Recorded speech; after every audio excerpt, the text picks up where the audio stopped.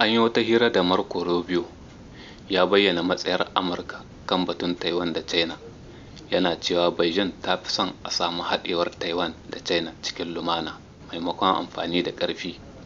Ya ce a ra'ayin Xi Jinping hanya mafi dacewa ita ce a gudanar da zaɓe ko ƙuri'ar raba gardama a Taiwan wanda zai goyi bayan haɗewa da China. Sai dai Rubio ya jaddada cewa Amurka tana ganin duk wani yunkurin amfani da ƙarfin soja domin haɗa Taiwan da China zai zama babban kuskure mai haɗari ga duniya baki ɗaya, ba Amurka kaɗai ba.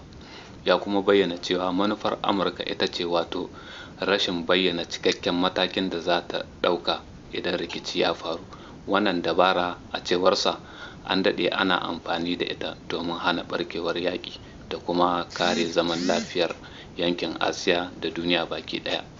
A takaice, China tana son haɗewar Taiwan cikin lumana idan zai yiwu. Beijing na ganin haɗewar dole ne ta faru wata rana.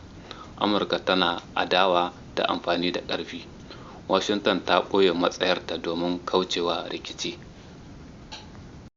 A nan kuma daga Iran ne, Abbas Araghchi ya bayyana rashin yarda sosai da Amurka, yana cewa Iran ba za ta amince da wata yarjejeniya ba sai an rubuta komai a sarari kafin a ƙulla ta. Ya ce babu amincewa da Amurka, saboda haka dole ne komai ya kasance a rubuce baƙi kan fari kafin kowace yarjejeniya. Araghchi ya kuma soki abin da ya kira saƙonni masu rikitarwa daga Washington, yana tuna yadda Donald Trump ya janye Amurka daga yarjejeniyar nukiliyar Iran ta JCPOA